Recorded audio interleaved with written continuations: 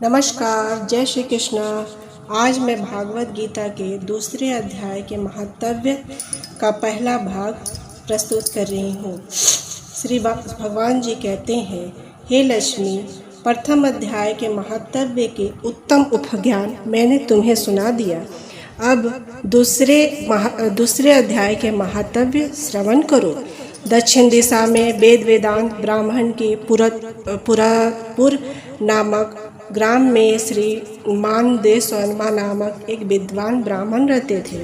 वे अतिथियों के पूजक, स्वाधीनशील, वे शास्त्रों के विशेषज्ञ, यज्ञों का अनुष्ठान करने वाले और तपस्वियों के सदा ही प्रिय थे। उन्होंने उत्तम द्रव्य के द्वारा अग्नि में हवन करके दीर्घ काल तक देवताओं को तृप्त किया, किंतु उन धर्मात्मा ब्राह्मण को कभी सदा रहने वाली शांति ना मिली।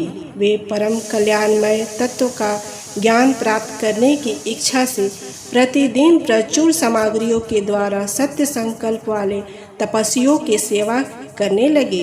इस प्रकार शुभ आचरण करते हुए उन्हें बहुत समय व्यतीत हो गया। तदनंतर एक दिन पृथ्वी के समक्ष एक त्यागी महात्मा प्रकट हुए। वे पूर्ण अनुभवी, आकांक्षा रहित, नासिका के अग्र भाग पर दृष्टि रखने वाले तथा शांत चित्त थे। निरंतर परमात्मा के चिंतन में संलग्न हो वे सदा आनंद विभोर रहते थे। देवशर्मा ने उन निष्ठ संतुष्ट तपस्वी को शुद्ध भाव से प्रणाम किया और पूछा, महात्मन, मुझे शांतिमय स्थिति कैसे प्राप्त होगी? तब उन आत्मज्ञानी संत ने देवशर्मा को सौरपुर ग्राम के निवासी मित्रवान का, जो बकरियों का चरवाहा था, परिचय दिया और कहा, वही तुम्हें उपदेश देगा। यह सुन देवशर्मा ने महात्मा के चरण की वंदना की और समृद्धशाली सौरपुर ग्राम में पहुंचकर उनके उत्तम भाग में एक विशाल वन देखा। उसी वन के नदी के किनारे एक शिला पर मित्रवान बैठा था। उसके नेत्र आनंद तीर केस निश्चल हो रहे थे। वे अपलक दृष्टि से देख रहा था।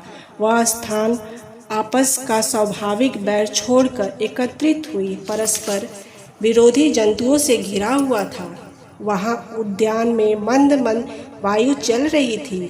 मृगों के झुंड शांत भाव से बैठे थे और मित्रवान दया से भरी हुई आनंदमय मनोहरी दृष्टि से पृथ्वी पर मानो अमृत छिड़क रहा हो, इस रूप में उसे देखकर देवशर्मा मन प्रसन्न हो गया। वे उत्सुक होकर बड़ी विनय के साथ मित्रवान के पास गए। मित्रवान ने उन्हें अपने मस्तक को किंचित नवाकर देवशर्मा का सत्कार किया। तदनंतर विद्वान देवशर्मा अन्य चित्त से मित्रवान के समीप गए और जब उन्हें ध्यान का समय समाप्त हो गया, उस समय उन्होंने अपने मन की बात पूछी, महाभाग, मैं आत्मा का ज्ञान प्राप्त करना चाहता हूँ।